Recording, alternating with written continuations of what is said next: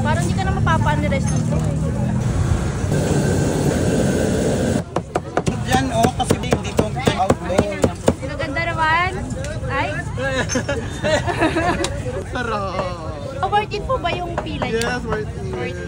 Hi guys! So papunta na naman ako ngayon sa sobrang trending, pinipilahan at pinagkakaguluhan na parisan ni Diwata Pares Overload. Galing kami ng MOA kaya ang sinakyan na naman namin strike. 7 to 10 minutes nandun ka na. Kadarating lang po namin 7:30 PM. Kita nyo naman napakahaba ng pila. Kaya bago ka magpunta dito, magbaon ka talaga ng napakahabang pasensya. Binalikan ko talaga itong Diwata Pares dahil hindi ko pa natikman yung buto-buto niya na panay laman. Naubusan kasi nung nakaraan. O siya, mag-ice cream muna tayo guys. Pampalamig ng ulo dahil sa haba ng pila. Char. Ayan, meron na din silang pakapi dito para sa mga inaabot sa gabi. Kaya pag nainip ka na sa pila, kuha ka lang dyan. Char. Ayan, available na rin po sa kanila ang bottled water. Kung ayaw mo pong kumuha sa kanilang holy water mineral. Nga pala guys, kung dati Overload Pares lang ang benta ni Diwata, fried chicken, buto-buto na panay laman, meron na ngayong pork barbecue sa kanyang menu. Wala nang bulalong ma'am. Meron pa. 120 lang.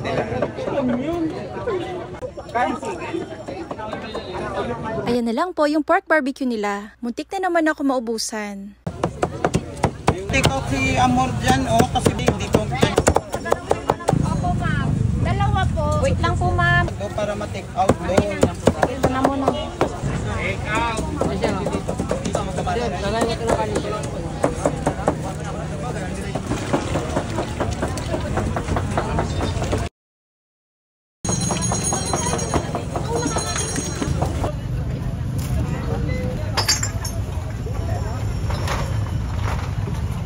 Inyo ma'am?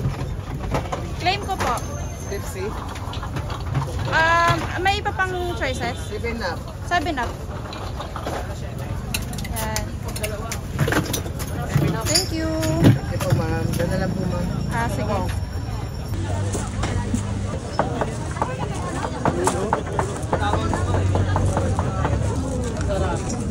Diwata na ako. Nasa kanila.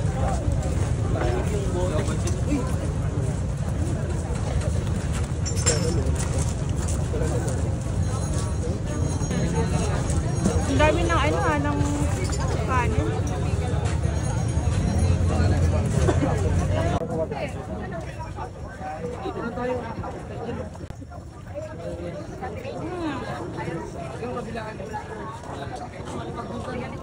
Ito pa rin barbecue nila. Ito yung bago nilang menu. Barbecue. Hindi siya pork barbecue. Pork barbecue.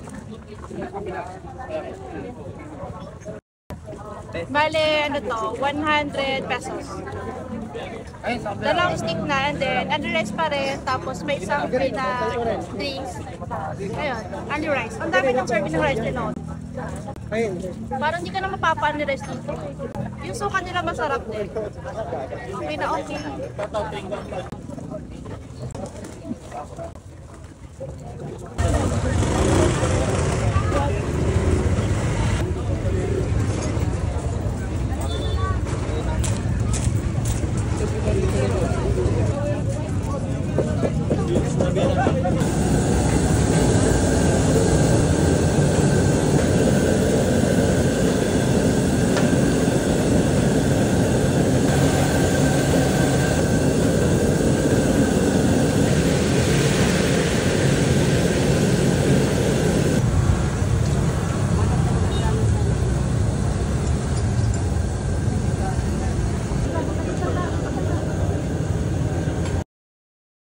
Palabas lang po kayo, ma'am.